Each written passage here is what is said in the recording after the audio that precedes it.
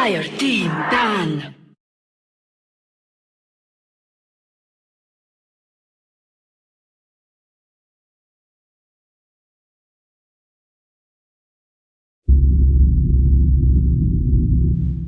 Radiant team ban.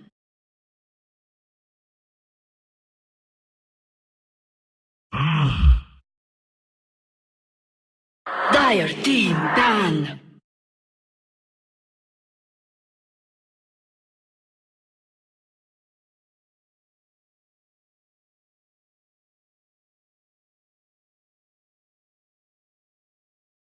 Ten seconds remaining. Radiant team ban.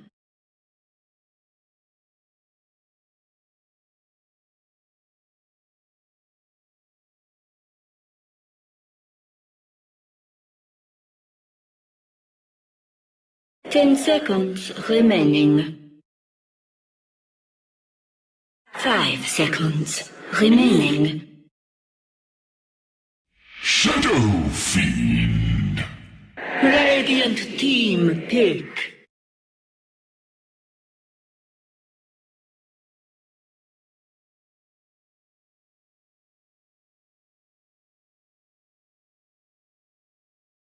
Hello everyone and welcome back to the TI5 International Qualifiers. We just saw an America game between EHUG and MOUZ Sports, and boy was it rough.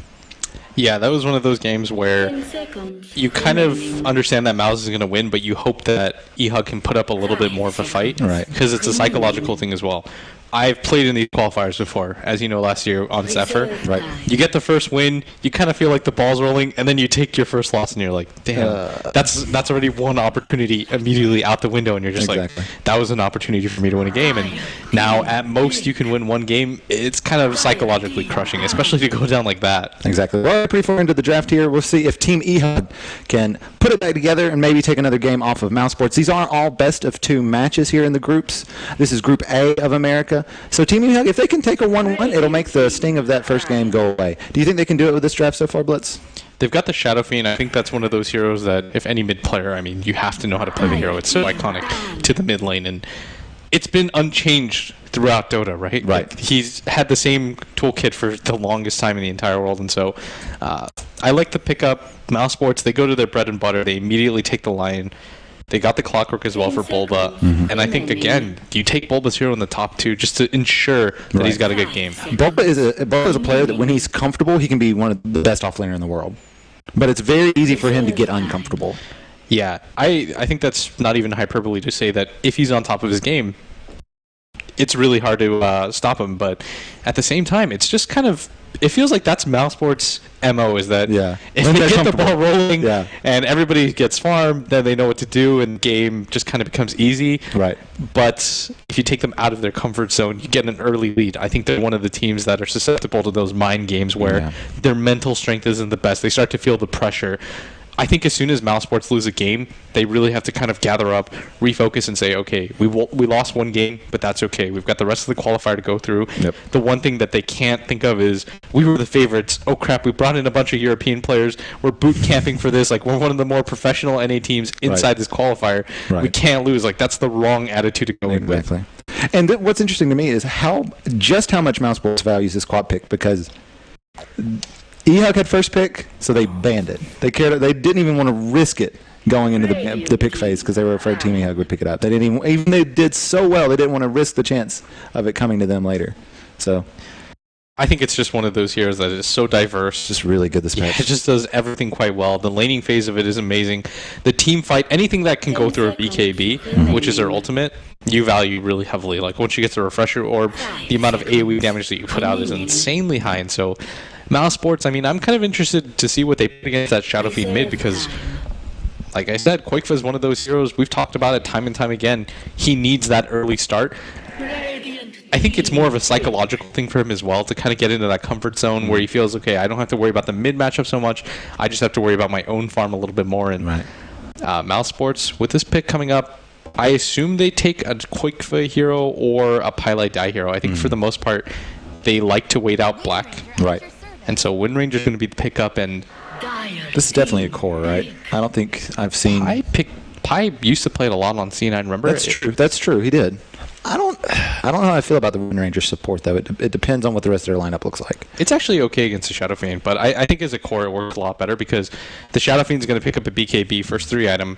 I think the Wind Ranger works really well against that because her ultimate focus, you mow him down pretty much an E-Hug, follow up with a Lina pick, and you've got a Lina and a Rubik as your support. I'm okay with that. It's not that bad. Telekinesis and Light Strike Array isn't the hardest roaming combo to get off, but it's not the easiest either. Yeah. The one thing I don't like about that is that in the first 3 or 4 levels of both heroes, they don't have the best burst damage, especially if the Lina follows the 2-on-1 build. The Rubik is a hero that just doesn't do damage as a support in general, and the Clockwork, I feel, is going to be another feast or famine hero this game. 5 seconds. So, EHUG. I think Mouse Sports has some scrim information pinning out that slot with the 4th pick. I don't think that's something. It kind of works with a Shadow Fiend, but it's not something that's like, oh my god, you can't let them have Slardar Shadow Fiend. It's like, I think it's something that they know EHUG really likes to play. So that's interesting to see, I think. Yeah. At the same time too, I think it's one of those heroes that does so well against Wind Ranger because you've got the Wind Run, but as soon as that's over, it's just one of the lower base armors in the game as a result of that. And so Bristleback's going to be the pickup for Mouse Sports. I'd presume that's the carry. I would say so. It's definitely going to be a Koi for Wind Ranger. Koifa loves his Wind Ranger. He's pretty good at it as well. So it's definitely going to be a Koi for Wind Ranger mid. See, this is perfect for Koifa, a hero that can farm relatively fast, but doesn't have to. He can he can adjust to the game's tempo. And so if you do have enough space to go crazy and farm, you can go Ags, crit, and you're just mowing down jungle creeps with your W farm. Or you can, play back a little bit, maybe get Blink 4 staff and be more of a, tempo controller for your team. That seems to be the MO for Koi for this patch, and it's worked out really well for them so far. Yeah. So if he does play the Wind Ranger, I'll tell you what's up, Brian, okay? I'll get you into the mind of, because Koikva's like me. He plays the same heroes as me. Okay. Albeit a much better. Like, he's there's no denying Koikva's like 10 times the player I'm ever going to be, but the type of hero that you want to play. You're a 7K MMR caster, but come on. I mean, I would school all of you guys. Don't get me wrong, I would destroy you. You did get that first one off of me on that. that was not tournament. To be fair, that was not me. That was Tron and my Skywrath. So, something I want to point out is that when you play heroes and you're the type of mid player like Koikva is, I think that it's more of a trust thing as well. He wants to put himself in the best position. He wants to be the damage dealer. He wants to make sure that he's the type of player that will have the most impact in these types of games. Like, that's how I feel, and I know that's how that type of player feels. Like, when you want to play the Wind Ranger, the Storm Spirit, the Shadow Fiend, the Queen of Pain, those are all Koikva heroes, and the result and the reason for that is just because you want to be able to play a hero that, worst comes to worst, absolute late game comes to late game, you want the game to rest on your shoulders more than any player that's in the game. Obviously Koikva trusts Bulba. I mean, he's been on a team with him since forever. Exactly. He played with way2 in Liquid, but if push comes to shove, you want to be the guy who determines whether you win or lose. That's a great mentality, though, because, I mean, if you're Michael Jordan, you're the one that wants to shoot the last shot. Yeah. You're the one that wants the ball in your hand when it's important. If at any competitive sport, having someone that is really comfortable in that shot caller role, when the game is on the line, give the ball to me, coach, I can knock it out of the park. It's a great attitude to have, and Koikva delivers as well as any other player in that role. Yeah, and that's something you actually just pointed out and encapsulated so well, is that for me personally, my mentality every time I play is that, oh man, all the pressure's on me. I actually have to perform really well, and I think Koikva actually relishes it. He wants to be that player people talk about and say, wow, Koikva's a godlike player. He just went absolutely ham. He has a ton of farm. Exactly. He got 10 kills and no deaths. Right. I think he wants to be talked about as that type of player, and so one more pick to come from each team, and EHUG with one last ban. I mean, let's see. Do you think this is a core Lina or an offlane shaker? I think this is an offlane shaker. I think it has to be an offlane shaker. How do you feel about that? You have? I've felt kind of meh about it so far. Oh, Chinese teams love the offlane shaker. Yeah, so Mouse Sports, they pick up Crystal Maiden, and I think it synergizes really well with all of the heroes that Mouse Sports actually has. It works really well with the Bristleback, for example. He's got a low mana pool. He relies heavily on things like even just the Bassi helps him so much, but being able to have the CM aura is a lot. And it's great. I really like the Earthshaker offlane. I think it's one of those heroes that, if you kind of expect to pick a carry that requires a lot of farm, he's good. and as an initiator as well. And Justin's going to actually play the Razor as Infinity is going to be given the Shadow Fiend. International time blitz. The Razor picks have to come out somewhere. I think that's every just a international hero. it happens. He gets nerfed. He's seen nowhere after TI3, after TI4 happened, and now he's just TI's coming around. You see more Razor. Yeah, I think it's a good hero though against Bristleback because Bristleback wants to be in the middle of fights. Mm-hmm. And I think it's one of those heroes that works really well at kind of taking him out of his comfort zone. Right. And probably more important than that, I think that what is that hero? All right, I forgot my line. What does he do? I forgot my line of reasoning. Like I had an idea, and Cap actually just walked in front of our camera. Good job, Cap. Give him a wave. Man, you're such a clown. What hero are you trying to think of? What does he do? I don't know.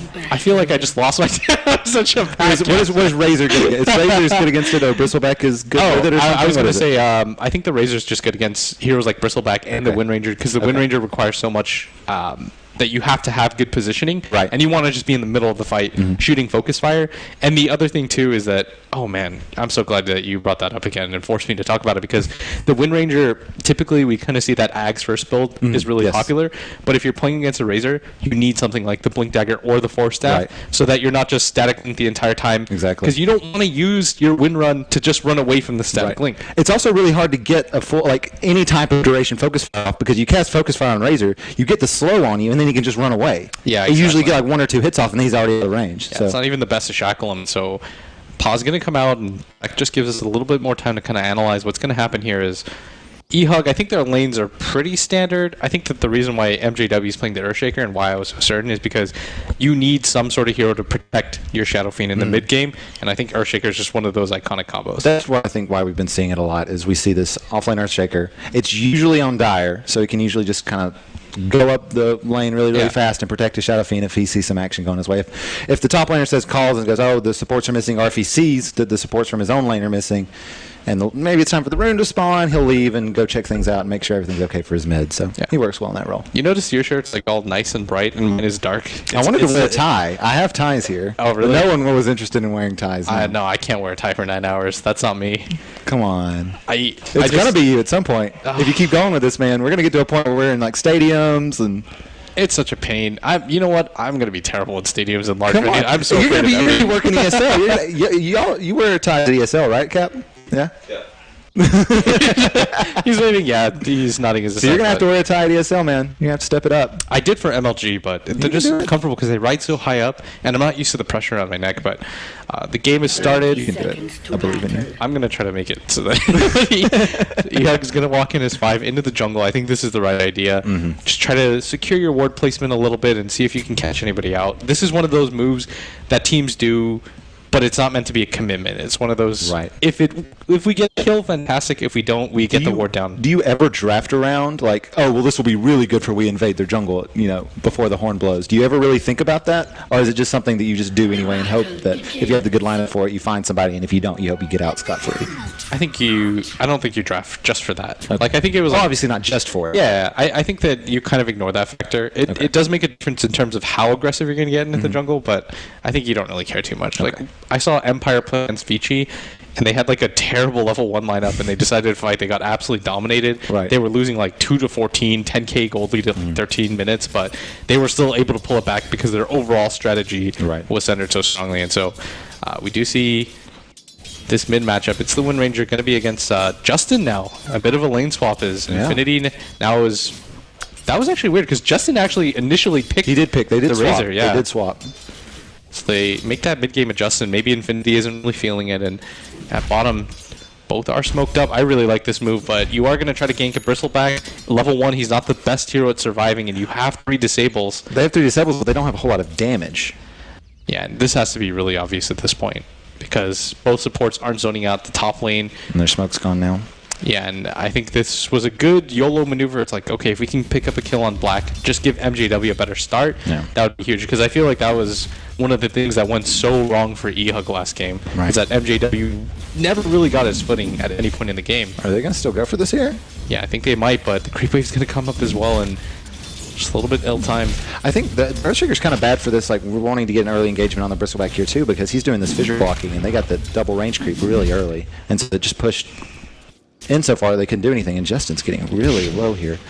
Yeah, and he pops the Oh, almost being able to cancel it by quick flip, but not quite. Yeah, Bloody Nine moves in just to help out a little bit and give Justin a little bit of breathing room, and that's the right idea. As Quake was dominating this mid matchup so far, 11-5 against the 4-1 of Justin, and not It's exactly supposed to be what you that wanna see. one-sided. Yeah, I would agree with that. I've played this matchup before. I think the Shadow Fiend should do okay, Right. but Quake was just such an aggressive mid player. So he's gonna get right click down a little bit and trade hits. Again, Justin's going to take that power shot as Quakefoot just starts to up his CS little by little, but with that early soul advantage that the Lina is giving him now, Justin should be just fine. Right, I agree. And Black's kind of self-sustaining here, too. He's going to be just fine against this Earthshaker now that the supports have left. Even getting nice and ballsy underneath the tower. Yeah, and I think he picked up that wand in the event that he might get killed in mid. DD Lina is able to get the last hit, and that's your ball as well, and They needed that. They really needed that. As Quakefoot was just doing so well in this mid lane, and he's not even going to have regen vary to him, as Justin should be able to get aggressive as his own bottle is flying in, and Bloody Nine picks up the perfect rune. What's that attack range up to now? Like 650 from Lena, 625? That was just everything worked 670? Wow, I didn't know they got nerfed that much. Good lord. It clinks at 625 now, right? Yeah. Cap gives us the thumbs up, as he knows so much about Dota, and he's not. I'm supposed to be anecdotal, and what is this? Dude, you guys are all geniuses. No, that's not completely true. It's the beard. I swear it gives you guys more knowledge. We can store anecdotes in our beards. Yeah, and so in this bottom lane right now, they are kind of harassing out Pylai. Looks like he wants to kind of wrap around as Jaw looks like a pretty juicy target as the fissure is already flied, and Pylai just kind of waiting for him to get a little bit too aggressive here, but Jaw's going to just kind of wrap around himself as Pylai continues to run. This is like the weirdest cat and mouse game I've ever seen, where Pylai kind of realizes that the Rubik's coming in and he starts to run out. But I love all these tree changes in the off lanes and near the tops where you can just kind of weasel your way through. Oh, and It's a lot of Jaw, he fun. might have been picked off here as I think Pylai with the stun. Yeah, that was a weird wraparound. And MJW makes his way down here. He's got his own bottle, and maybe he gets the block off as well. They are looking for it. And at bottom, Pylai does get stunned up, but Black's coming in as well. Pylai dropping quite low, though. 2 more hits should be able to do it. He's going to play the tree game now himself, and 1 more hit on Jaw should be able to get the kill. First blood does go the way of Jaw. Both supports are traded, but you're absolutely okay with that if you're EHUG getting the first blood. You get the courier kill, you got the first blood. Justin. Oh, and he's getting quite low. He does have a bottle charge up as well, though, so he should be just fine. And this is what they need to do to kind of get Quakefoot back in this lane. If he doesn't have a bottle, like, you need at least one support to rotate in. And a great job, MJW, there scouting out that regen. That's exactly what Justin needed. Yeah, that's going to give him a little bit more of an advantage in this mid lane, but Quakefoot is actually still doing quite well for himself, as they're doing just fine, and it's a really interesting statistic. Yeah. I wouldn't have expected that.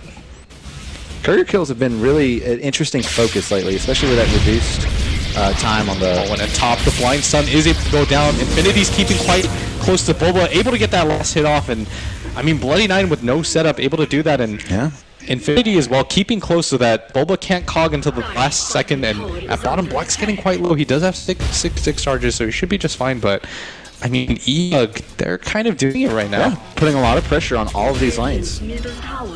They're doing a really good job here by kind of letting their supports do their own thing. Normally, this is a combo that kind of has to be together to get anything done because the LSA is not exactly the most reliable stun, but they're doing a great job with it. He's thrown out a couple of just blind LSAs and getting hits and getting it done. So it's the kind of play that they need to make to stay around, and they're doing it right now. Yeah, I think that was something that lacked a little bit last game. It felt like the supports were just stiff. Like, they weren't really comfortable, but now they're kind of opening up. They're playing their normal game. They're not really realizing that they're playing MOUZ. They're like, okay, we can still beat these guys. Like, our lanes are going just fine, and they have a lot of morale boosters. Getting that first blood at bottom, being able to snipe that courier with Alina. Those are the things that add up, and you're kind of feeling, you're saying, this is our game, guys. Like, Valve's doing it for us. Oh, and he goes for the range creep shackle, but it misses. Yeah, and actually, he's just completely sandwiched in and way too in perfect position. The stun to fall as well, though, and Justin is in position. They get the rift off, and Justin's bottling up as well, and Quakefoot is able to get the last hit, and he should be able to get the rune as well. No, the Earthshaker's going to get it. Great LSA from Bloody actually Nine. gets picked off, and Bloody Nine, I mean, man, that's 2 times in a row now that we've seen it with no setup able to land that. He even got another one early on mid on Quakefoot. It didn't matter. It was more for just harass, but it's insane. He's thrown 3 LSAs, no setup, and hit them all. So yeah, but Justin does go down. You don't want that to happen to your mid lane, and That seems to be the focus so far for MOUZ in the last 2 games. Try to set up Quakefa as much as you possibly can, get him the advantage over the other mid leader, and let his mechanical skill take over. But EHUG's doing a good job of getting rebuttal kills this game. That's something I felt that they lacked, is that they were stagnant in their movement. They let things happen around the map. Like how many times react to them? Exactly. Like how many times did Infinity die without really any sort of response? Exactly. Now they're seeing where the supports are, where they're moving to, where they're missing from, and where they can, take advantage of the gap in a way. Yeah, it's 3-man rotation up at top. This has just been a very active game from the supports. They're just constantly moving. Yeah, they're setting up for a lot. Oh, barely missed. Hook shot's gonna miss, and that should alert Infinity to the fact that people are up there as well. As Justin's just gonna farm out the jungle, just ping this area out, and he should know that the supports are off. And he's gonna farm out the jungle for a little bit at least. With the type of lead that Quakefa's had, with the amount of rotations and pressure that Justin's had this game. As Pylai Dai starts to make his way over, as does the Crystal Maiden. They know that he's in the jungle. This is the one thing that SF is going to do, but he spots it out. Immediately going to start running away from Justin. Because he could have gotten a little too scared and went northeast instead of south, and he would have probably ran into Pylai Dai there. So that was very smart. He 100% would have died in that situation. As MJW, he's getting quite low, and Black's starting to chase him out. He might go into the tower for this unless there's a TP, and there is. And MJW looks like he kind of wants to turn this around. He does have the Echo Slam available, and Bloody Nine did TP at bottom, but they shouldn't be able to get this kill, as it just decides to turn into daylight. He sees it coming a mile away, and he's going to stick around at bottom, but he is quite low. As Justin now, this is the safest place in the world for him. If people start to get aggressive in your jungle, just get aggressive in their jungle. Exactly. But at bottom, Bloody Nine looked like he wanted to set up for it, and here he goes. Stun to fall, and it lands. The nuke is going to come in from the Rubik as well. Good stick charges. When he does get baited out, and he doesn't have enough mana for this, and Quakefa looks like he wants to kind of go for the turnaround. TP's into this bottom lane, but just kind of there to make them scatter as he does throw a power shot. It doesn't land on MPW, luckily for him, and a rotation from both teams as they kind of just trade hits and walk away clean. Magic wants a pretty good eye. It is fantastic on a hero like Bristleback, really especially. Good. Like, I think the Rubik had an opportunity to go for the lift or the nuke, but he thought, okay, I'm going to get the... We're just going to kill him with right clicks, and then the last second stick charge comes in. Hey, handsome. How you doing? How was your game? It's still going right now. We're casting live right now. Alright, so Colo Guy we're talking to Colo Guy. We're just having conversations about these games right now, though. Can I make BTS jokes? Sure. I was about to say, I would love to make fun of BTS. It feels like I'm on BTS again with just the lack of professionalism and cleanliness that's happening. Yeah, that's what I want. I want those flames out. And in this middle lane, Pylai Dai just manages to pick up a little bit more farm as I am the one that stays on track in this game. As Colo Guy tries to throw me off my game. You're a paragon of professionalism, dude. That's what I'm known for in this scene, and everybody from BTS is coming in now to mess with me. But this bottom lane, the creeps are stunned up as well, and Black, I mean, he's been doing a good job. He's been left relatively to his own devices. He's getting out-farmed by the Razor, though. So tell me more Korean urinal jokes. Urinal jokes? No, I'm not gonna see. I'm gonna keep on target. You try to throw me off my game, but I bounce back in. My join Dota roots. Cap's staring at me. He's giving me the thumbs up, telling me everything's going okay. So who do you favor? Do you think EHUG is in the lead for sure right now, or do you think MOUZ is in a position to come back? I think it's too close of a game right now that it really doesn't matter too much what kind of lead you have, because the team fights, especially for both teams, like they've both got such heavy team fight lineups, that I think that will determine more. I think that the first team fight, EHUG has to win that team fight, I feel, to be in this game. Like they're the underdogs pretty heavily, and so from a mentality standpoint and like a mindset kind of thing, it's like, okay, we just won the first fight, we've got the lead, we're kind of doing it. I think it's absolutely crucial. And at bottom, Bloody Nine does get shackled up, but the stun does fall from the air shaker, so this should just mean kind of let's walk it off. Deal is at bottom. They're still going for that tower, and Quakefa gets chased down. They're in a good position to deny this, though, if they can, and they're going to back off. Now Sports is just going to let them get the deny. Yeah, you don't want to play the positional game against an Earthshaker. Like if a TP falls in as well, things get a little tricky, and I think the map control was more important to them than actually getting the last kill on the tower anyway. Yeah, exactly. And now bo2 kind of taking Pylai Dai's role as he comes in and decides he's going to take a little bit farm. The max aura build, is that, you think, definitely the right move when you have a Bristleback and a Wind Ranger here? I think if you're against heroes like Razor, you know, and you're playing against an SF, for example, who's going to get a BKB early, I think that I don't like when CMs have to play that aura kind of just like, I'm going to be the global presence with my aura, and that's my Right. contribution. But it's not really an aggressive game because of the type of heroes that are involved. Like, it's a Razor, Shadow Fiend, and Right. Earthshaker. Like, those aren't easy heroes. It really enables the Wind Ranger farm as well because she's a hero without a natural farming mechanic. So being able to just power shot down creeps and waves is really nice for her. Yeah, they wanted to get aggressive on Bloody Nine and Black. Are they blocked off? No. Highlight Eye should be able to get out of this in the stun to fall, but unable to catch him. And at this top lane, they are able to get Infinity with the help of 3 different ultimates that fly in. This top lane should go down as well as MOUZ kind of start to pop things in the bottom. Black does go down as Gets well. caught out. Yeah, and that's actually a huge trade for EHUG because it would have been pretty demoralizing to lose 2 towers in a row, lose a hero right into your carry, and then not get anything out of it. But you said it before. This is what EHUG is doing a good job of. They're responding a lot better than they were in the first game. Like when MOUZ looks like they're starting to, get ahead and really take control of the game. EHUG finds a pick off. They push well. They take an objective that just helps them stay in it. If not stay on top of the game, I'd say, like you said before, it's pretty even at this point. Yeah, they're finally going for a tower. That's something that we didn't see last game. And that's something that I want to point out as well, is that before they were playing reactionary Dota, and now they're making the aggressive moves. Like, they're actually starting to make stuff happen around the map as this bottom tower, Pilot dies, throws out the stun, isn't going to land, and MJW, the stun just misses the block, and they aren't going to be able to get aggressive on him, but he's actually getting quite close to his Blink Dagger. Justin picks up that mechanism as well, and this does indicate that they won't be able to fight. Who on MOUZ is going to build a mech this early, and Clockwork Hook is the land on the Bloody Nine, and he's actually doesn't have any sort of responses. EHUG starts to TP in. They might have to back off here with a creep wave and the TP though, so they will be able to save the tower. Bloody Nine giving up his body to save the tower, but He definitely didn't expect Clockwork. No, he did not. I mean, Bulba's been pretty patient this entire game, though. I think he had like 1 hook at top and then once in mid, and they kind of just got lulled into this kind of like sleep where it's like, okay, well, we'll deny this tower again middle and it'll be fine. Right. But a bit of a lead for MOUZ now is they do have the lead, I believe, in XP and in gold. Thank you, Scriff, you're the best. But it's not that big. Like, No, EHUG it's is in not. a much better position than they were last Much better. game. It's Weapus. It's not. It's Wepas? Yeah. He was talking to you between the games, dude. Oh, yeah, you're right. My professionalism.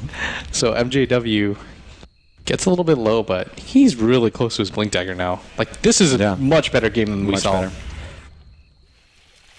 In terms of his farming, he's got 1,500 gold. I think at last, as somebody pointed out, he had like 1,600 gold at one point, and another stun for Bloody Nine by himself, and Bolt does have the hook, but he's just going to use it to get the hell out of there as he needs to. A lot of rotations coming in, and he's not going to be able to get caught by anything as Yeah, they he don't can have just any hop gap. away. He'll be fine. No disruptor to this game, and Justin just continues to farm out that jungle right now, and he's actually getting quite close to whatever he wants to get as well. I think a BKB should be the option. Maybe a Silver Edge as well would be quite decent, as Quakefoot takes that mid lane pretty uncontested. That's the most underrated part about Wind Ranger now is she can just focus fire down towers so fast.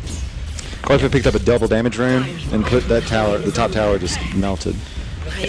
And that CM, like you said, it helps the Wind Ranger so much because typically if you level that ultimate early and you're using it actively, it just destroys your mana pool. Like, you have to go back to base so often, but with that CMR, I mean, look at that mana regen go. And you don't have to get Maelstrom to farm. You can just W.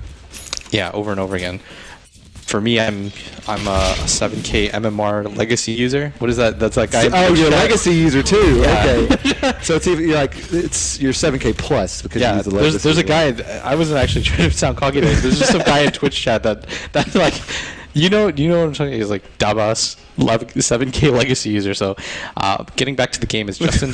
They are smoked up and they aren't going for the rotation at bottom as EHUG. They don't want to lose towers for free, but I think MOUZ finally kind of senses this and says, okay, they're going to try to contest this at this point. They've got a Shadow Fiend with a mech.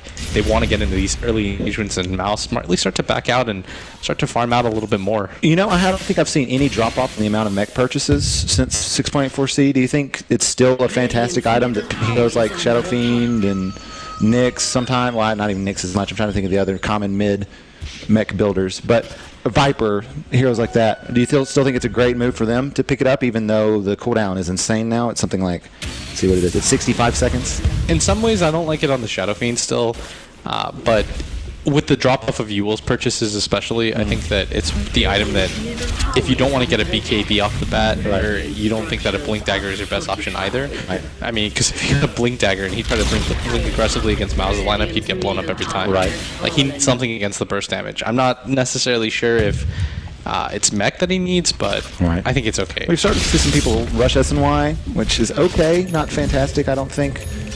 It's kind of the Mario of items, right? It's like the all-around item, Right. where it doesn't really do anything amazingly, but Does a lot of things good enough. yeah, it's like the new drums. Remember when Right. everyone used to just pick up drums on Drums everybody? on every hero. Yeah. So yeah, I think it's pretty good. It's definitely better than Blink, I think, and you don't, like, Helm builds are just way too passive for the meta right now. Oh, yeah, definitely. So Black picks up his Vanguard. Crimson Edge would be quite decent against EHUG's lineup right now, as take away a lot of the damage, but the Blink Dagger is picked up on MJW and a Smoke to Fly, as well as they look like they want to get aggressive on this map right now, and they have to, because right now MOUZ is just taking towers without really any sort of response. Black seems to be the target in this mid lane, and I don't know if they have the damage to be able to pull this off, as he does have support behind him as well, and this is a full commitment of the smoke, though, and they haven't shown the Blink Dagger quite yet. Is Bulbo really the target that you want to go for as well, though? He does have the Blade Mail, and Yeah, I don't think that's who they want to go on. It's definitely not their first choice. I think if he's in position, they'll go on him, but he is definitely not who they would like to engage upon if possible. yeah, Quakeva is going to let the power shot fly top, and they're just going to kind of get out, and they're playing the cat and mouse game so well right now. Yeah, the shot there scouted him out. Good job by Bulbo. He is constantly spamming that out just to make sure he gets as much vision as possible. Great job with flare usage. Yeah, this is the type of position that I don't like the mech stuff, where you want to force fights, but you can't. Like, you're just Right. kind of running around the map getting split pushed. Then the effectiveness of the item starts to drop pretty dramatically. Right. Because what was once like a 12-minute mech, you're like, oh, that's a fantastic item for the, or timing for the item. You kind of aren't as enamored with it after the 20-minute mark, where people just burst you down really quickly. So we'll see what the decision for EHUG is here. They still feel like they're kind of playing on their heels here. They're, having to be kind of careful in their jungle. MOUZ is rotating into EHUG's jungle a lot more than EHUG is going into MOUZ's jungle. So they do seem to be on the back foot, even though they're really, really all in here with this Shadow Fiend. And yeah, that's a good point. We've started to see there used to be the Maelstrom build was kind of the go-to if you were going to play a core Wind Ranger, but I have not really seen that much. It's usually you get that Aghanim Scepter. Maybe you'll get a Force Staff before, but then you'll go to Crit. Highlight die. He's going to get opened up on Jaws play low. One more hit should be doing it, and he does go down as well. It's that revenge finger of He's like, I'm not leaving this ship by myself, and so he goes down as well. And Quakeful rotates down at bottom, and MJW finally is able to get that rotation out. And I don't really know. Who do you favor this kind of slower pace game for? I usually if solo games, I almost always favor just the better team and the more experienced Justin's one. going to get cogged over here. He does have the mech, the BKB, and the wand charges. It looks like he wants a hard commitment from the heroes of MOUZ, but the Fissure to fall as well. Black has a haste rune. It's not going to be able to do too much here, as that's the first BKB commitment of the game as well. That's not really what you want to get done out of your first BKB usage. Yeah. And at bottom lane as well, in the tier 1 tower, or the tier 2 tower falls for Black not Black, Quakeva. That's like, he's done that so many times Yeah. now. He just goes around the map like... He's been involved with all of these towers. tower pushes. Yeah. It's just the hero is so strong at it, especially now that he has the Aghanim up on it too. Is crit going to be the next item? I don't. If you rush Ags, it's almost never not crit because it's just the most efficient damage item after that. Yeah, I think that the crit... I mean, you can especially go if he's got crazy and get a BKB. Deso, but I think Deso would actually be quite decent as well. if you're worried about high grounding, Echo Slam's going on the top. Of Black. He's getting kind of low, but does pop the Crimson Edge. And at top, I mean, Bloody Nine lets the ultimate loose as well, but they just don't have enough damage for this as Infinity gets cogged up. Blade Mail as well from Bulbo. A little bit of a reactionary move by EHUG is they're just kind of trying to get out of there. They don't even want to engage anymore. That's rough to have to blow the Echo and everything and still not get the kill. I don't think Bloody Nine had Laguna up there. I said Crimson Edge, I meant Crimson Guard. Crimson Guard. He did use Laguna, I believe. It just very tanky bristleback. It did nothing. Like, he's at full HP again, and Infinity's actually getting quite low. Pylite die with that Blink Hex, the stun to follow as well, and this should be the kill on Infinity as well. And can they get any sort of rebuttal? Bulba's blade mailing out, just trying to walk away as... Once again, the Fissure's just not quite enough to block him in, but the telekinesis is enough to pull him back, and they will get the kill. Yeah, but you're okay with that. A Clockwork Flare Oh, yeah. with the carry Razor every time you take that. Oh, yes. I mean, it's kind of Clockwork's idea, right? He's just going to go in, make space, and if he dies, it's okay as long as he brings somebody down with him. Yeah. So, again, I mean, the one thing I'm a little bit afraid of for EHUG right now is how much of a commitment you just made for Black, Right. and how little of a dent that put in him. I mean, look at this ward coverage right now from MOUZ. They have 3 wards up in their enemy's jungle. Like, they have so much more control over the map.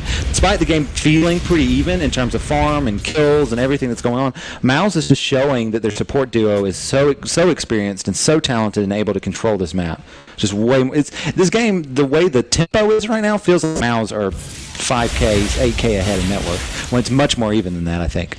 Oh, for sure. And it just feels like that the mech now is kind of a useless item in some ways because, yeah, the Shadow Fiend's at the top of the net worth chart, but you have to consider the fact that they got almost no usage out of that mech. Like, it actually just did nothing for them this entire game. It did kind of save him in that jungle, but at the same time, he had BKB the entire time. Right. The Razor manages to pick up a BKB of his own, and I think this is kind of the timing for EHUG. Oh, man. And this D-ward attempt at top was just out of range. I just noticed it. Yeah, it's barely.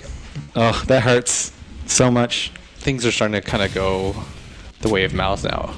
If your sentry wards are missing as well, and you can't find any of the wards, I think at that point it's like... They got a single D ward off, but it was off on the enemy sentry. So they got 1 sentry, but missed the 2 observer wards, unfortunately. Yeah, and at top again, they just continue to split the map as MOUZ has started to realize, Brian, that they don't really have to take in direct engagements. Like, they're getting more out of the map right now with how much map control they have. Exactly, and that's the thing. Like, Shadow Fiend is supposed to be in the top. He's the fastest farmer pre-20 minutes in the game, just because of raises. Statistically, his GPM is usually higher than like an Alchemist, but no one really runs Core Alchemist anymore. So yeah, it's one quick, but at top he does get opened up on. Maybe this is the initiation they need.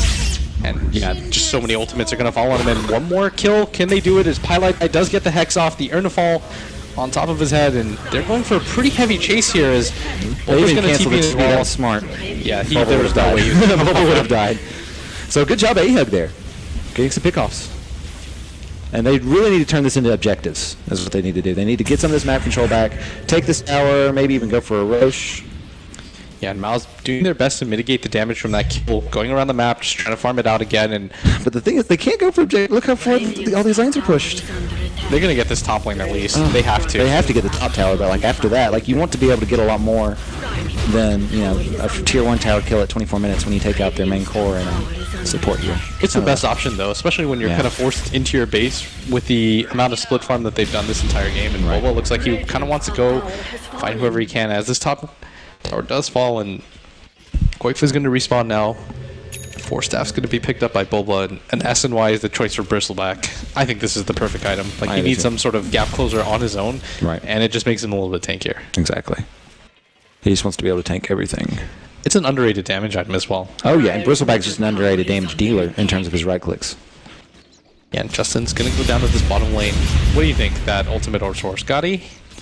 It's not a Lincoln's. I mean, you don't want to go against with a Lincoln's against a Bristleback in general. Yeah. But, I mean, it could be. I doubt it. It's probably a Scotty. Yeah. He could get a Manta, but I don't know if Manta's the choice here. Manta's not the choice this game.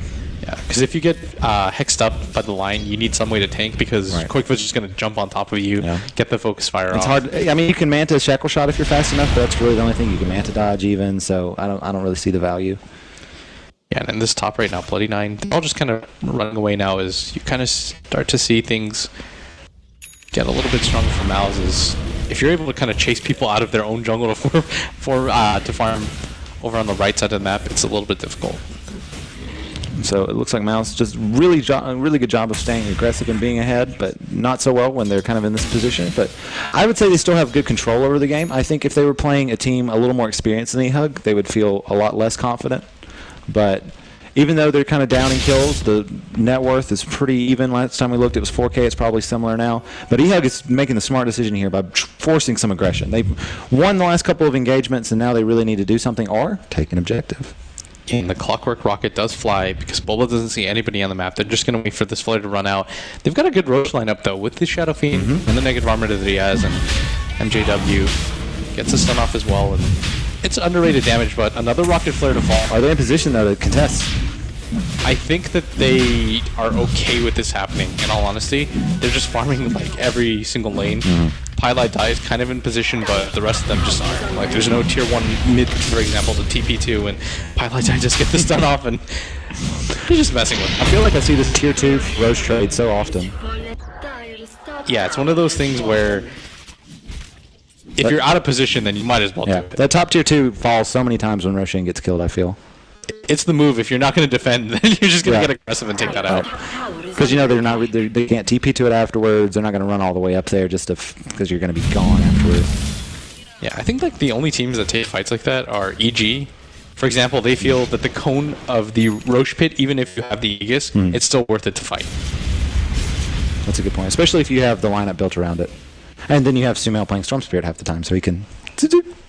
Man, that guy's... God, that DAC play when he went in and got the Aegis was so good for them from a morale standpoint. I didn't even think you were going to say DAC. I've seen him do it so many times at this point that you could have just picked a tournament and it would have been prevalent to this discussion as Infinity continues to farm out that top lane.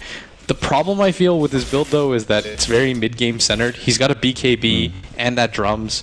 Not a whole lot of damage. Right. Does have a lot of tank. Not the best mobility either. Has the Razor build really changed that much? Is it still Ags and then maybe Refresher, maybe AC? Or do you go more right-click here? I don't think you have to go for the Ags anymore. Okay. I think that you go AC would be a really strong option. Even getting a Butterfly against a hero like a Wind Ranger would be pretty useful. But you see a Scotty sometimes too, but I feel like that's not that... It's okay against this lineup, but I wouldn't say it's fantastic. Yeah. I just think he needs a little bit more damage than they have right now because the SF is going for all of these kind of tank items. I said Scotty, I meant Shiva's card. You see a Shiva card sometimes with Raider. That'd be pretty good. Yeah, I think it's okay. They need some sort of tank. An AC would be really good as well to be able to keep things alive. And Armor's the way to beat the Wind Ranger. And she uses that Focus Fire. But map continues to be farmed out. Pretty slow pace this game compared to the last one. Yeah, especially compared to the last one. I feel like this so far from this patch, it's either or. It's either a really aggressive game that goes early, or we see almost no kills and the game goes relatively late. I don't see a whole lot of games ending in 37 to 40 minutes. It seems to be either sub 30 or post like 45. I think it's because of the item builds, honestly. I think that MOUZ have kind of correctly ascertained that EHUG has kind of gone for a lot more defensive items, picking up early BKBs, picking up the drums on the Razor. I think that kind of signifies that they are playing for this mid game, and as long as MOUZ don't get 5-man wiped, they're perfectly okay with it. Like, because Aegis isn't even going to be used in all likelihood. And we'll see. Anytime you get an off-lane shaker, I think that's kind of the issue that arises. If they did a great job earlier. Like, the point you made was perfect. Like, they were able to help out the Shadow Fiend a lot. Just the threat of the Earth Shaker rotating in kept them from getting a lot of kills off on a mid. But once you get into this later portion of the game, having Earthshaker, Lena, and Rubik all on your team isn't the best late game. He's still good initiation, but just not dealing out near as much damage as he could be, especially when your opponent team doesn't have like illusion heroes or summons to really buff up the damage of your Echo Slam. Infinity picks up that plate mail. I'd imagine that's either Shiva's or Assaultgress. Those are like the main two options that you can go for. I'm trying to think who normally... I know Ortiz tends to go Shivas, but I don't know how many people besides him go Shivas. I think if you were in a high ground scenario, like if EHUG were a lot more ahead than they are right now, he would probably get the AC right because it works so well against the towers. But I think that Shiva's is just a cheap option. Right. It's pretty good against the Bristleback. That attack speed slow. S4 does. Okay. That makes sense. His idol. He probably did it after S4. Justin, in this mid lane right now, he's got a lot of farm though. He really does. Like, he's picked up a Scotty on top of what he already has with the mech and the BKB, and it looks like this is the timing right now. EHUG has kind of said, okay, enough is enough. If we keep this game going at this pace, they're good enough players to realize this isn't what we want. Like, the game is kind of slowed down to a halt. They've got a lot more farm. They're kind of at their power peak. Yeah, exactly. And so if they don't win, they might not win this, but they can't. If they wait any longer, they'll definitely lose. They have to take it, and MJW blinks in for the stun, but no real follow-up as Justin is kind of a little bit low as he gets 4-staff off, and Loba gets the hook and the cogs off on the Bloody Nine as he's going to fall. 2 hits should be able to do it with the Finger of Death, and Justin actually gets Jackal up as well.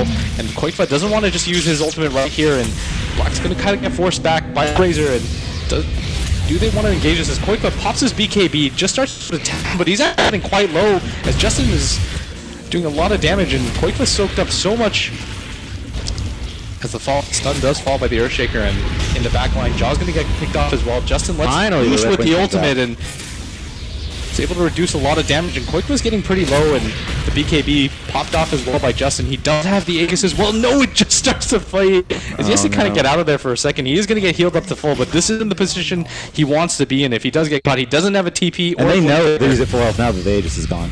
Yeah, he does pop the BKB. Just starts to go to town on Bulba, and this should mean a dead Bulba.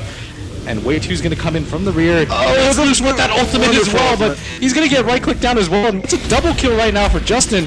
The shackle shot comes in for Quake. He's so low. If he gets hit by anything, that would be the death of him. He gets the raise off. That's a triple kill right now. And Black able to clean up still. I mean, it's a 4-for-4 trade right. Actually, that was a 5-for-4 yeah, the Lena trade. died. So yeah, it's 5-for-4 after at the end of it.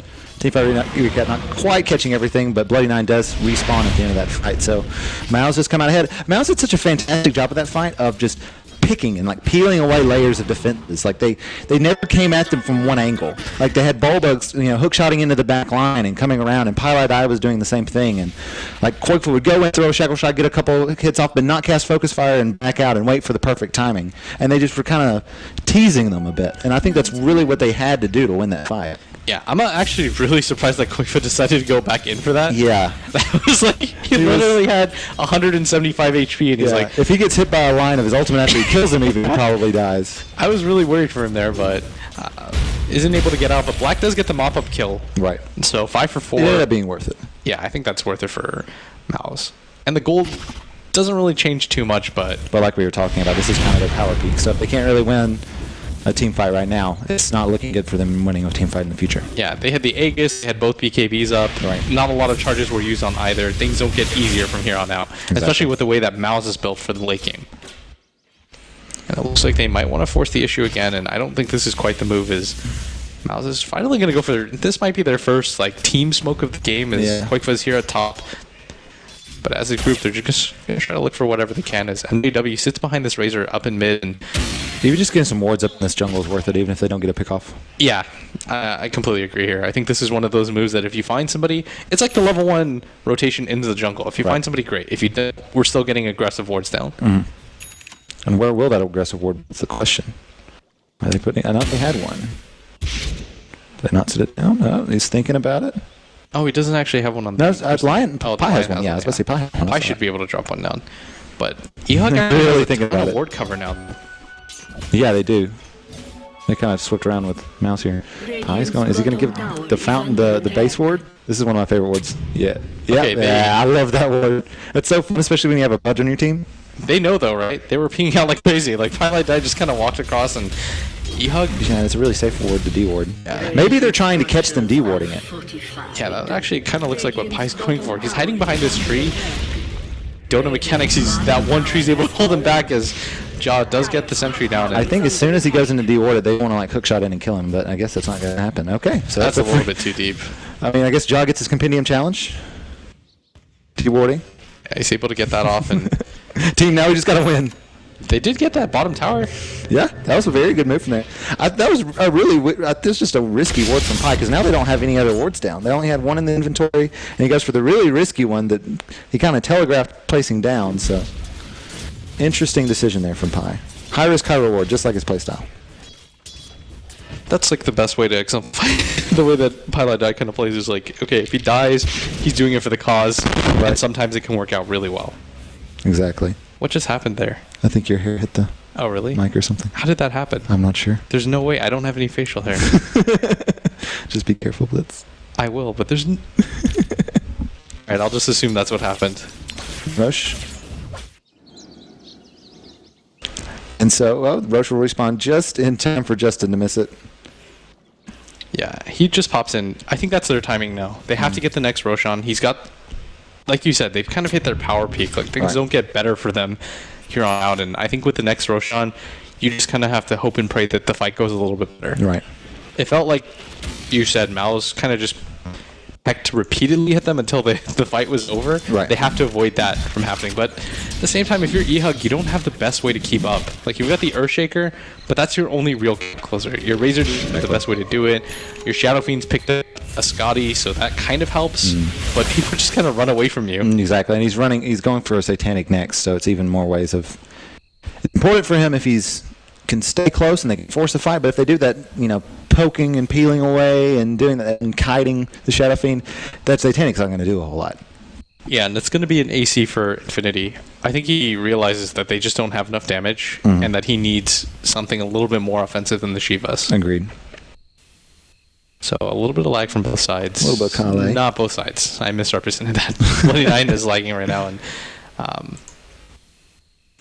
Way2 saying ready go. They kind of want to hop into things as players from EHUG start to disconnect, starting with Justin, and I think EHUG's in an okay position, but it's not the one you want to be in. No, I think this is the best you could ask for against a team like MOUZ, but obviously it's more than I expected out of EHUG, to be just completely blunt, because like we said before, this is their fourth professional game with this roster. They weren't very good on the last patch either. And they're going up against a team that's the favorite in the qualifier for. So if I'm EHUG, I feel kind of good about this match, honestly, because they did poorly in game one, but they were able to rebound, which shows a little bit about their strength, their intestinal fortitude to be able to come back and peck away in the next game. And so even if they lose here, it's almost like a moral victory, because then they know that they can fight with a team like MOUZ, and maybe no one expected them to beat MOUZ. And so to make it to the qualifier and to make it to that wild card slot maybe, or maybe even have a chance at the top, they have to beat everybody else. I think it's nerves as well. You're playing your first game of qualifier. You weren't really meant to be here. You had a recent roster swap. Yep, and you had to replace the team. Yeah, because I don't think it's so much that they're playing better. It's just that they're kind of playing to what they're normally used to playing. Exactly, I would agree with that. They've calmed down. They're not playing reactionary Dota. They don't just see a kill happen. They're like, well, that's a loss. Well, that sucks. Yeah, that sucks. They're actually making things raising. happen. Yeah, they're being proactive on the map. They're looking for opportunities. Right. Whereas before, it just felt like they were playing to not lose. Exactly. And that's a really poor way to play Dota. Yeah, exactly.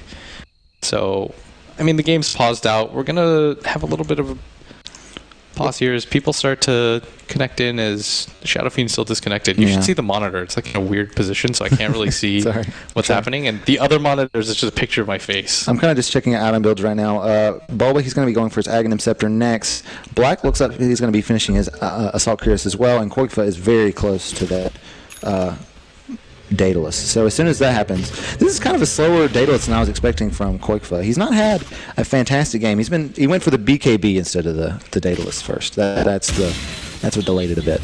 I think he needed to against the Earthshaker. It's the only thing that stops you from being able to get close and hit hard. Right.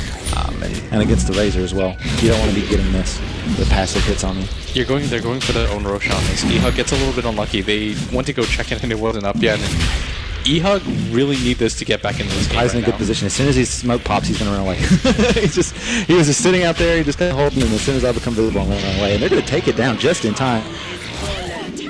EHUG, though, looking to fight this. I don't know if that's the best decision. Yeah, Bulba hooks in, is able to get a good cog off as he kind of isolates the rest of the team. He does go down quite quickly, but Infinity's going to drop as well. Pylai Die blinks in, gets the stun off on Justin, and Quake's starting to run in. He does have to sneak us up as well. The Shackle Shot doesn't connect, and Pylai Die goes down himself, and Bloody Nine is being kind of hit quite a lot, and Black's going to get stunned up, but Quakefoot does pop the ultimate on top of that Lina, and he goes down in short affairs. Justin pops his BKB as well, and well worth it for MOUZ, I'd say. They pick up the Aegis and 2 kills on top of that. Definitely worth it. And it's really unfortunate for EHUG that Bloody Nine got that kill on the Pi, but not in a position where he could pick up the gem afterwards. Yeah, that would have been really huge. That's like a 900 gold swing. Exactly. That would have made that fight somewhat okay for EHUG. And instead, he kind of picked him out a little aggressively and then ended up dying himself. So even if he was going to be able to pick it up, it would have been for naught. So, yeah, MOUZ comes out a little bit ahead in that engagement, kind of like they have the entire game, just a little bit ahead. It's kind of like dying from getting pecked to death versus, being bludgeoned or stabbed. Quakefoot, though, he will finish up that Daedalus. So the damage output that he has now is just ridiculous if he can get somebody tackled down. Yeah, that's the only thing that he really has to worry about. I think that the BKB choice, as a result, is perfectly warranted. Right. All he really needs is a little bit of time to get on top of somebody and blow them up. I mean, we saw Infinity go down in like 3 seconds. Right. He's got enough damage right now. And Bulba's really close to the Ags. Once that happens, once this Ags gets finished up, I think MOUZ is firmly in the lead just in their type potential because that AC will be finished. They'll have the Ags. Quakefoot has kind of finished his build. Yeah, they don't really need to wait for too much. It's Justin Butterfly. I mean, that's what I expected on somebody at least. Right. You needed to be able to survive against the Wind Ranger. Yeah, it's definitely good against the Wind Ranger. And so it's probably, would you say NKB is the next pickup for Wind Ranger, especially if he sees the Butterfly? Yeah, I think so. Like, maybe a Force Staff would be okay as well, or a Blink Dagger. It's a lot of damage with the Focus Fire. Yeah. You're missing out on a ton, too, if you don't get an MKB, but I feel like if you're Quakefa here, the one thing you're worried about is the positional game that you have to play against the Razor when he just gets up close and starts to static link you. Right. And they're invading the jungle right now. This is the right move, though. They have the Aegis, and Pylai Dai, as usual, buys in an aggressive position. He's kind of in no man's land right now. As he continues to kind of stay up here and bait himself, but there's no one really to come and follow things up with. As the Assault Course is finished on black right now. They have the Aegis as well. I guess you can continue to play this game. It doesn't even matter if you have the Aegis or not. It just, you can continue to force things a little bit later. Right.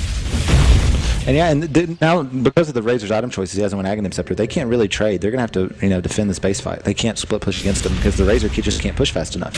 Yeah, I think the only thing MOUZ are afraid of is that there are things that can happen. For example, the Earthshaker stun falls, and then he gets a good echo as a result. Right. You don't want to run into a position where you're giving the game back against a Shadow Fiend and a Razor.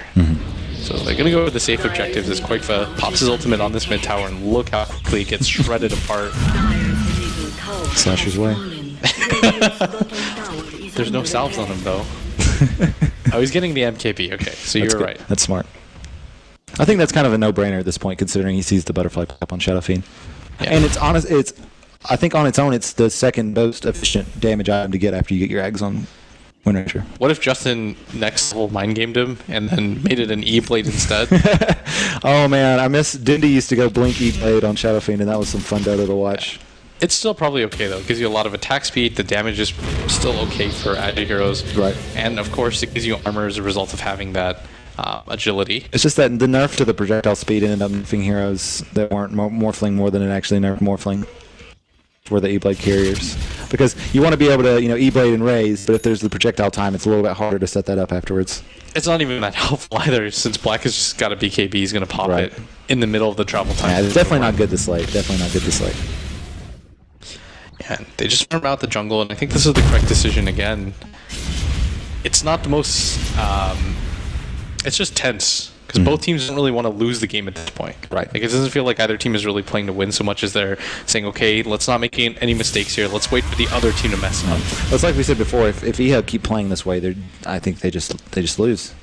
Yeah. It's about 1,000 cuts, man. Do you feel like in this position that they should just go for it? They have to. Yeah. Because even if they feel like the chances are that they don't win the fight, it's still a better chance than if they stick around in base and just clear waves and be passive, because their lineup just isn't as good late. Yeah, that's when you start to see supports on MOUZ get farmed. Right. Boba picks up another item or two, and the lead just kind of starts to wind down a little bit. Like the Clockwork's only 4K behind the Razor in net worth. Exactly. And the CM's doing as well as Earthshaker is, who started off in the offlane, so that's pretty telling. Way2's actually had a really, really good game on this Crystal Maiden. I think he's been really, really, like, he just throws his ultimate whenever he can get, needs an extra 200 damage on a hero to get the kill, which is smart. And now he has the BKB. Interesting decision as we see it. Oh man, an unfortunate hookshot from Bulba, not quite hitting the mark as MGW will saunter away unless Pi picks him up. The Echo on one. Jaw comes in as well, but this should just mean Jaw goes down. And this was a good rotation, but Infinity from the back line. He's got the static blink going, and Pylai Dai should go down in short order, but way too sexy. Dropping that ultimate down with that BKB. They're isolated. MJW is going to go down as a result, but way2 should drop as well. They just need one more hit off of them, and a good trade for EHUG. Yeah, and Jaw did great. He immediately BKB'd as soon as that CM ulti came out, and he was able to get away with his life, whereas the Earthshaker wasn't. Wait, he BKB'd? No, I'm saying TP'd. Oh, okay. I was like, TP'd. He has a BKB as He well. does not have a BKB, sorry. This is the craziest support farm game in the game. For this game specifically, for Crystal Maiden, do you think BKB is a better choice over Glimmer Cape? I think so. Just because of the longer duration? I mean, there's so many stuns. They're going to have... They should have a gem at this point as well. I don't think it really matters. Yeah, I agree. The Glimmer Cape would be helpful, but having a BKB, what's better than having magic resistance? Right. Or magic reduction, magic resistance. Right. So up, Bloody Bulbas? 9. Is he going to be able to get out? He's going to try to Yules away. He But doesn't have a TP, but I don't know if Blackheart commits for this as the rocket does fall in, but Bulba's so far away. yeah. And again, they continue to play the split push game as both cores always split up, not really looking for a fight just yet. I think they're just trying to extend this game for as long as they humanly can so that there's zero margin for victory for EHUG. So Right. even if they lose a fight, MOUZ are still in the commanding position. And that's a sign of experience from MOUZ to have the patience to do that. I think older MOUZ or maybe even older Liquid or really old MOUZ with Qualifier would have maybe pushed the issue a little harder. They would have just gone for it. You're definitely right. But I think if you have two hard farmers in Black and Qualifier, the playstyle is your this is the type of game you prefer. Right. Like things are slowed down, your cores are split up in farming, they're not really being pressured. You've had majority control of the map for a majority of the game. Yeah, exactly. And Black's starting to actually do a lot of damage now. Oh yeah. What's your fifth item here? Abyssal Blade. Abyssal. That's pretty smart. I think you need it. I think it just helps the most in terms of damage. With the attack speed you have as well, the bash is going to be really relevant. Too so farmed. Oh yeah, he's got Boots of Travel now.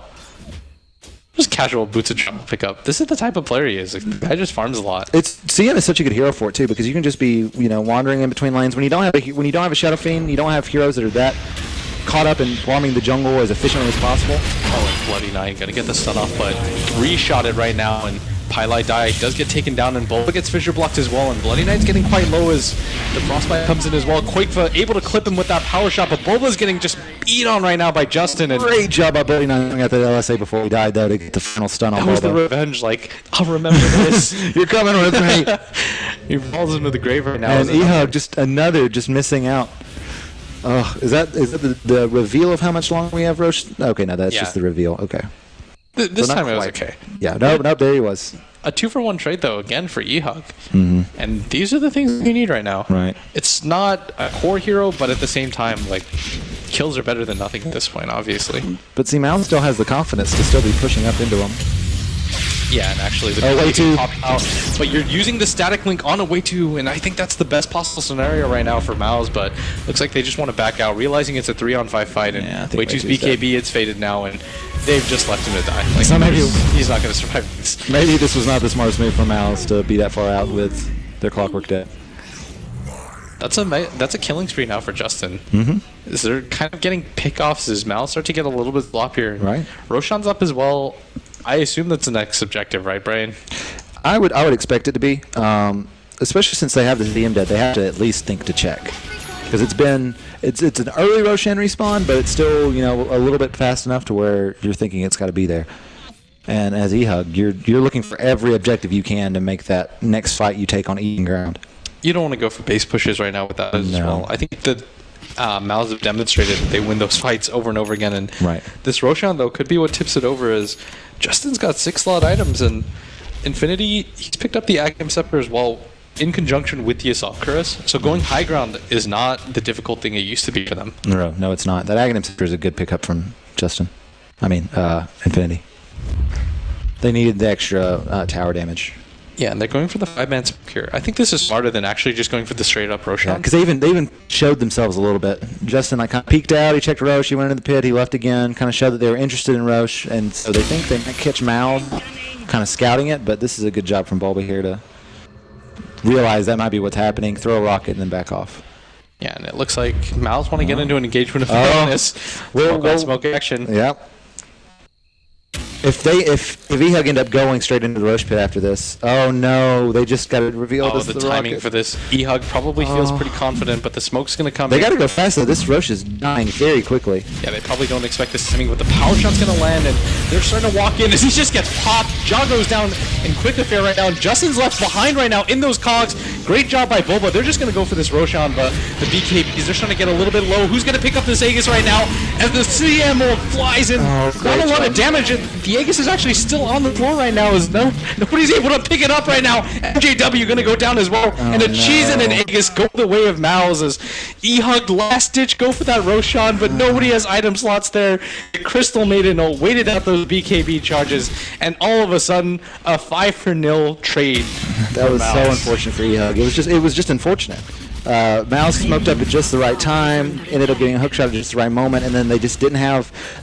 In the middle, it's so hard to micro in the middle of an engagement like that to be able to drop items, pick up the Aegis. They tried to bring in the courier to pick something up, but Cheese maybe it ended up dying. Just everything went bad for EHUG there. Dropped your stick. They're going to take down this mid-racks as well, and maybe even the bottom one is... Shade broke Liquid there with the CM ulti outside the roach pit and the clockwork in to secure the Aegis. Honestly, that was just Bulba. He played that so well. He left Justin inside the middle of the roach pit. And that's GG. GG's call. They realized that that's going to mean Mega Creep. No way around that one. Great game played by MOUZ. Really patient one. They decided to wait things out, wait for EHUG to get a little bit confident, exit the map, and 2-0 right now for MOUZ. I still think that was the right play by EHUG. Oh, yeah, definitely. They just got unlucky with the MOUZ backed off at just the right time, so they avoided the smoke gank into their own jungle. And when they decided to go into Roach, their smoke ended just in time for the rocket flare to catch them out, and it was just downhill from there.